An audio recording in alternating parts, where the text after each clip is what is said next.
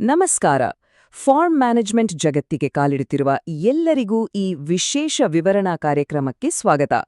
ಬನ್ನಿ, ಒಬ್ಬ ವೃತ್ತಿಪರ ಪಶುವೈದ್ಯನ ದೃಷ್ಟಿಕೋನದಿಂದ ನವಜಾತ ಕುರಿಮರಿಗಳ ಆರೈಕೆಯ ಪ್ರತಿಯೊಂದು ಹಂತವನ್ನು ನಾವೆಂದು ಡಿಕೋಡ್ ಮಾಡೋಣ.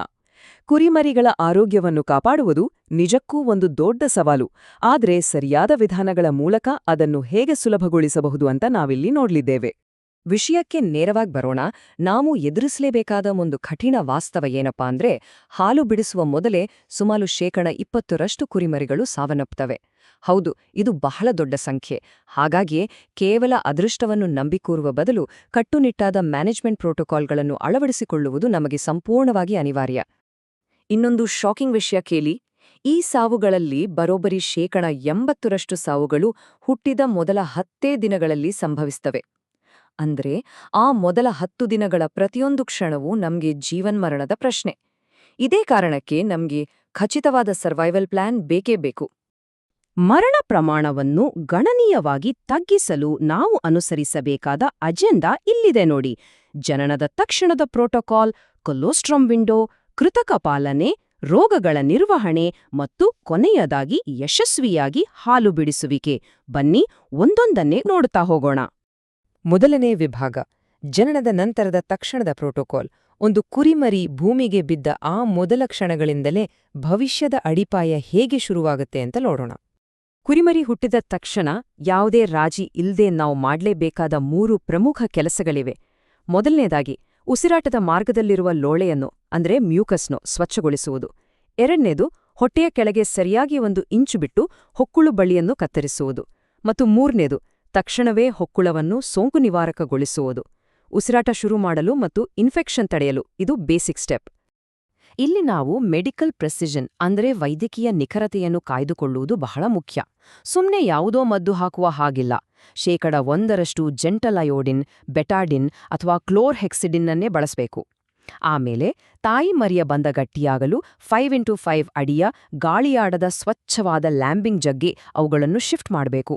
ಇಲ್ಲಿ ನೆನಪಿಡಬೇಕಾದ ಇನ್ನೊಂದು ಟ್ರಿಕ್ ಅಂದ್ರೆ, ತಪ್ಪು ತಾಯಿಯೊಡನೆ ಸೇರುವುದನ್ನು ತಡೆಯಲು 7-10 ಕುರಿಗಳಿಗೆ ಒಂದು ಜಗ್ಗನ್ನು ಮೇಂಟೈನ್ ಮಾಡುವುದು.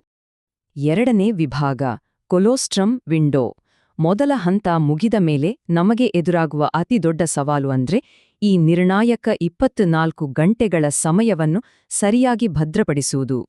ಕೊಲೋಸ್ಟ್ರಮ್ ಅಥವಾ ಗಿಣ್ಣು ಹಾಲು ಅಂದ್ರೆ ತಾಯಿಯ ದಪ್ಪನಾದ ಪೋಷಕಾಂಶಗಳಿರುವ ಮೊದಲ ಹಾಲು.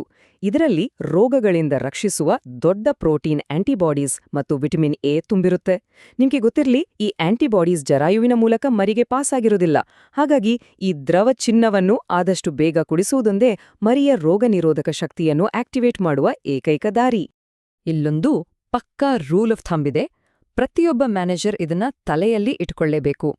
ಒಂದು ಕುರಿಮರಿ ಹುಟ್ಟಿದ 24 ಗಂಟೆಗಳಲ್ಲಿ ತನ್ನ ದೇಹದ ತೂಕದ 10% ಕೊಲೋಸ್ಟ್ರಮ್ ಅನ್ನು ಸೇವಿಸಲೇಬೇಕು.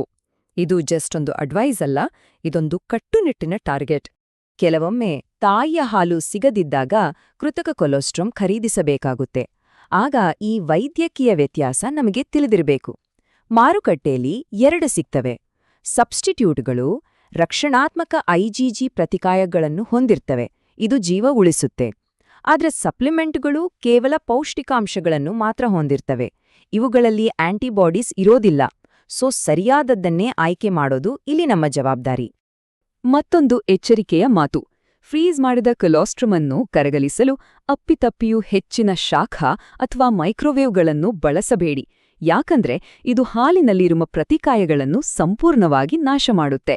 ಯಾವಾಗಲೂ ಕೋಣೆಯ ಉಷ್ಣಾಂಶದಲ್ಲಿ ಅಥವಾ ಬೆಚ್ಚಗಿನ ನೀರಿನಲ್ಲಿ ಮಾತ್ರ ಇದನ್ನು ಕರಗಿಸಬೇಕು. ಮೂರನೇ ವಿಭಾಗ, ಕೃತಕ ಪಾಲನೆ ಮತ್ತು ಮಿಲ್ಕ್ ರಿಪ್ಲೇಸರ್ಗಳು. 24 ಗಂಟೆಗಳು ಕಳೆದ ನಂತರ ಒಂದು ವೇಳೆ ಅನಾಥ ಕುರಿಮರಿಯನ್ನು ನಾವೇ ಬೆಳೆಸಬೇಕಾದಾಗ ಯಾವ ಕಟ್ಟುನಿಟ್ಟಾದ ಪ್ರೋಟೋಕಾಲ್ಸ್ ಫಾಲೋ ಮಾಡಬೇಕು ಅಂತ ನೋಡೋಣ. ಕುರಿಮರಿಗಳಿಗೆ ಹಸಿವಿನ ಹಾಲಿನ ರೀಪ್ಲೇಸರ್ ಅನ್ನು ಯಾಕೆ ಬಳಸಬಾರದು ಅಂತ ಈ ಡೇಟಾ ನಮ್ಗೆ ಕ್ಲಿಯರ್ ಆಗಿ ಹೇಳುತ್ತೆ. ಕುರಿಯ ಹಾಲಿನಲ್ಲಿ ಅತ್ಯಧಿಕ ಅಂದ್ರೆ 39 ಫ್ಯಾಟ್ ಮತ್ತು 18.2 ಡ್ರೈ ಮ್ಯಾಟರ್ ಇರುತ್ತೆ. ಇದು ಹಸು ಅಥವಾ ಮೇಕೆ ಹಾಲಿಗಿಂತ ಸಂಪೂರ್ಣ ವಿಭಿನ್ನ. ಹಾಗಾಗಿಯೇ ಕುರಿಮರಿಗಳಿಗೆಂದೇ ಇರುವ ನಿರ್ದಿಷ್ಟ ರೀಪ್ಲೇಸರ್ಗಳೇ ನಮ್ಗೆ ಬೇಕು. ಕೃತಕ ಹಾಲನ್ನು ತಯಾರಿಸುವ ಹಂತಗಳು ಇಲ್ಲಿವೆ. ಮೊದಲನೇದಾಗಿ, ಹೆಚ್ಚಿನ ಕೊಬ್ಬಿನ ಪುಡಿಯನ್ನು ಬೆಚ್ಚಗಿನ ನೀರಿನಲ್ಲಿ ಬೆರೆಸಬೇಕು. ಎರಡನೆಯದು, ಆ ಮಿಶ್ರಣವನ್ನು ತಂಪುಗೊಳಿಸಿ 35-40 ಡಿಗ್ರಿ ಫ್ಯಾರೆನ್ಹೀಟ್ ತಾಪಮಾನದಲ್ಲಿ ಶೇಖರಿಸಿಡಬೇಕು. ಮತ್ತು ಮೂರನೆಯದು, ಕುರಿಮರಿಗಳಿಗೆ ಹಾಲನ್ನು ತಂಪಾಗಿಯೇ ಕುಡಿಸಬೇಕು. ಬೆಚ್ಚಗೆ ತಯಾರಿಸಿ ತಂಪಾಗಿ ಉಣಿಸುವುದು ಕೇಳಲು ಸ್ವಲ್ಪ ವಿಚಿತ್ರ ಎನಿಸಿದರೂ ಇದು ಒಂದು ಸ್ಟ್ಯಾಂಡರ್ಡ್ ವೆಟರಿನರಿ ಪ್ರಾಕ್ಟೀಸ್. ಹಾಲನ್ನು ಯಾಕೆ ತಂಪಾಗಿ ಕೊಡಬೇಕು? ಆ 40 ಡಿಗ್ರಿ ರೂಲ್ ಬಹಳ ಮುಖ್ಯ. ಯಾಕಂದ್ರೆ ಇದು ಕುರಿಮರಿಗಳು ಅತಿಯಾಗಿ ಕುಡಿಯೋದನ್ನು ಕಂಟ್ರೋಲ್ ಮಾಡುತ್ತೆ. ತಾಯಿಯ ಬಳಿ ನೈಸರ್ಗಿಕವಾಗಿ ಸ್ವಲ್ಪ ಸ್ವಲ್ಪವೇ ಹಾಲು ಕುಡಿಯುವ ಪ್ರಕ್ರಿಯೆಯನ್ನು ಇದು ಅನುಕರಿಸುತ್ತೆ. ಇದರಿಂದ ಅಪಾಯಕಾರಿ ಹೊಟ್ಟೆಯುಬ್ಬರ ಮತ್ತು ತೀವ್ರವಾದ ಜೀರ್ಣಕಾರಿ ಸಮಸ್ಯೆಗಳಿಂದ ಮರಿಗಳು ಪಾರಾಗ್ತವೆ. ಇದೊಂದು ಸಿಂಪಲ್ ಆದ್ರೆ ಲೈಫ್ ಸೇವಿಂಗ್ ಟ್ರಿಕ್. 4ನೇ ವಿಭಾಗ, ಆರೋಗ್ಯ ಬೆದರಿಕೆಗಳನ್ನು ಎದುರಿಸುವುದು.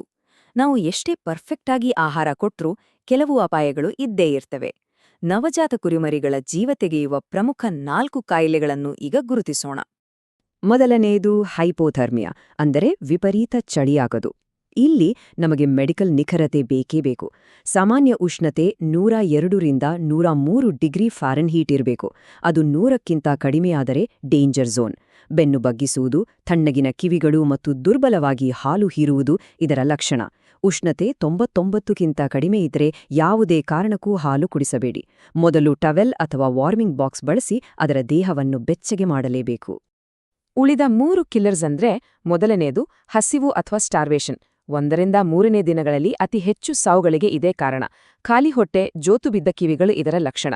ಎರಡನೇದು ಸ್ಕೋರ್ಸ್ ಅಥವಾ ಅತಿಸಾರ. ಇದು ಈ ಕೋಲಿ ಅಥವಾ ಸ್ಯಾಲ್ಮನೆಲ್ಲಾ ಬ್ಯಾಕ್ಟೀರಿಯಾದಿಂದ ಬರುತ್ತೆ. ಇದಕ್ಕೆ ಕಟ್ಟುನಿಟ್ಟಿನ ನೈರ್ಮಲ್ಯ ಮತ್ತು ಸ್ಪೆಕ್ಟಿನೋಮೈಸಿನ್ ಚಿಕಿತ್ಸೆ ಬೇಕು. ಮೂರನೇದು ನ್ಯುಮೋನಿಯಾ. ಉಸಿರಾಟದ ತೊಂದರೆ ಮತ್ತು ಜ್ವರ ಬರುತ್ತದೆ. ಇದಕ್ಕೆ ಆಂಟಿಬಯೋಟಿಕ್ಸ್ ಹಾಗೂ ಶೆಡ್ನಲ್ಲಿ ಉತ್ತಮ ಗಾಳಿ ಬೆಳಕು ಅಗತ್ಯ. ಹಸಿವಿನಿಂದ ಬಳಲ್ತಿರುವ ಕುರಿಮರಿಯ ಭಂಗಿಗೂ ನ್ಯುಮೋನಿಯಾದ ಉಸಿರಾಟದ ತೊಂದರೆಗೂ ಇರೋ ವ್ಯತ್ಯಾಸವನ್ನು ನಿಖರವಾಗಿ ಹಿಡಿಯೋದೇ ನಮ್ಮ ನಿಜವಾದ ಸ್ಕಿಲ್. 5ನೇ ವಿಭಾಗ, ಯಶಸ್ವಿಯಾಗಿ ಹಾಲು ಬಿಡಿಸುವಿಕೆ. ಈ ಎಲ್ಲಾ ಆರೋಗ್ಯ ಸಮಸ್ಯೆಗಳನ್ನು ದಾಟಿ ಬಂದ ನಂತರ ದುಬಾರಿ ಮಿಲ್ಕ್ ರಿಪ್ಲೇಸರ್ಗಳಿಂದ ಕುರಿಮರಿಯನ್ನು ಸುರಕ್ಷಿತವಾಗಿ ಹೊರತರುವ ಫೈನಲ್ ಸ್ಟೇಜ್ ಇದು. ಇದಕ್ಕೆ ಕ್ರೀಪ್ ಫೀಡ್ ಪ್ರೋಟೋಕಾಲ್ ಎನ್ನುತ್ತಾರೆ. ಮರಿಗೆ 10-14 ದಿನಗಳ ವಯಸ್ಸಿದ್ದಾಗಲೇ 18-20ರಷ್ಟು ಪ್ರೋಟೀನ್ ಇರೋ ರುಚಿಕರವಾದ ಮತ್ತು ಒರಟಾಗಿ ರುಬ್ಬಿದ ಸೋಯಾಬೀನ್ ಮೀಲ್ನಂತಹ ಆಹಾರವನ್ನು ಪರಿಚಯಿಸಬೇಕು. ಈ ಕ್ರೀಪ್ ಫೀಡ್ ಮತ್ತು ತಾಜಾ ಮೇವಿಗೆ ಆರಂಭದಲ್ಲೇ ಅಭ್ಯಾಸ ಮಾಡಿಸುವುದರಿಂದ ಅವುಗಳ ಹೊಟ್ಟೆಯಲ್ಲಿ ಮುಂದಿನ ಬೆಳವಣಿಗೆಗೆ ಬೇಕಾದ ರುಮೆನ್ ವ್ಯವಸ್ಥೆ ಸ್ಟ್ರಾಂಗ್ ಆಗಿ ಡೆವಲಪ್ ಆಗತ್ತೆ.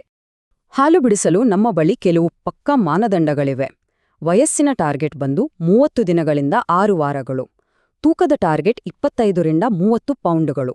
ಅಂದ್ರೆ ಹುಟ್ಟಿದಾಗಿನ ತೂಕದ ಸರಿಸುಮಾರು 3 ಪಟ್ಟು ಇರಬೇಕು. ಇನ್ನೊಂದು ಮುಖ್ಯವಾದ ವಿಷಯ, ಹಾಲು ಬಿಡಿಸುವಾಗ ದಿಢೀರನೆ ಬಿಡಿಸಬೇಕು. ಆದರೆ ಮರಿಗಳನ್ನು ಅವುಗಳಿಗೆ ಪರಿಚಿತವಿರುವ ವಾತಾವರಣದಲ್ಲೇ ಬಿಡಬೇಕು. ಇದರಿಂದ ಅವುಗಳ ಮಾನಸಿಕ ಒತ್ತಡ ಕಡಿಮೆಯಾಗಿ ಬೆಳವಣಿಗೆಗೆ ಯಾವುದೇ ಬ್ರೇಕ್ ಬೀಳೋದಿಲ್ಲ. 6 ವಾರಗಳಾದಾಗ ಮಾಡಬೇಕಾದ ಹೆಲ್ತ್ ಚೆಕ್ ಲಿಸ್ಟ್ ಎಲ್ಲಿದೆ? ಓವರ್ ಈಟಿಂಗ್ ಅಂದ್ರೆ ಅತಿಯಾಗಿ ತಿನ್ನುವ ಕಾಯಿಲೆ ಮತ್ತು ಟೆಟ್ನಸ್ಗಾಗಿ ಲಸಿಕೆಗಳನ್ನು ಕೊಡಿಸಬೇಕು. ಹಾಗೆ ಹೊಟ್ಟೆಹುಳುವಿನ ಸಮಸ್ಯೆಗಳ ಬಗ್ಗೆ ನಿಗಾ ಇಡಬೇಕು. ಈ ಫೈನಲ್ ಚೆಕ್ ಪಾಯಿಂಟ್ ಅನ್ನು ದಾಟಿದ್ರೆ ನವಜಾತ ಮರಿಗಳ ತೀವ್ರ ನಿಗಾ ಹಂತವನ್ನು ನಾವು ಯಶಸ್ವಿಯಾಗಿ ಮುಗಿಸಿದಂತೆ ಮತ್ತು ಆ ಪ್ರಾಣಿಯ ದೀರ್ಘಕಾಲೀನ ಆರೋಗ್ಯ ಗಟ್ಟಿಯಾದಂತೆ. ಕೊನೆಯದಾಗಿ ಒಂದು ವಿಚಾರದೊಂದಿಗೆ ಈ ವಿವರಣೆಯನ್ನು ಮುಗಿಸೋಣ. ನಮ್ಮ ಇಡೀ ಮಂದೆ ಆರೋಗ್ಯವಾಗಿರಬೇಕು ಅಂದ್ರೆ ಹುಟ್ಟಿದ ತಕ್ಷಣದ ಯಾವ ಪ್ರೋಟೋಕಾಲನ್ನು ನಾವು ಮೊದಲು ಕರಗತ ಮಾಡ್ಕೊಳ್ಬೇಕು? ಯೋಚಿಸಿ. ಹೌದು, ಆ ಮೊದಲ ಕೆಲವು ಗಂಟೆಗಳ ನಿರ್ವಹಣೆಯೇ ಮುಂದೆ ಬರುವ ಪ್ರತಿಯೊಂದು ಹೆಜ್ಜೆಯ ಯಶಸ್ಸನ್ನು ನಿರ್ಧರಿಸುತ್ತೆ. ಈ ಮಾಹಿತಿ ಸರಣಿ ನಿಮಗೆ ಉಪಯುಕ್ತವಾಗಿತ್ತು ಎಂದು ಭಾವಿಸುತ್ತೇವೆ. ಕಲಿಯುತ್ತೀರಿ, ಬೆಳೆಯುತ್ತೀರಿ.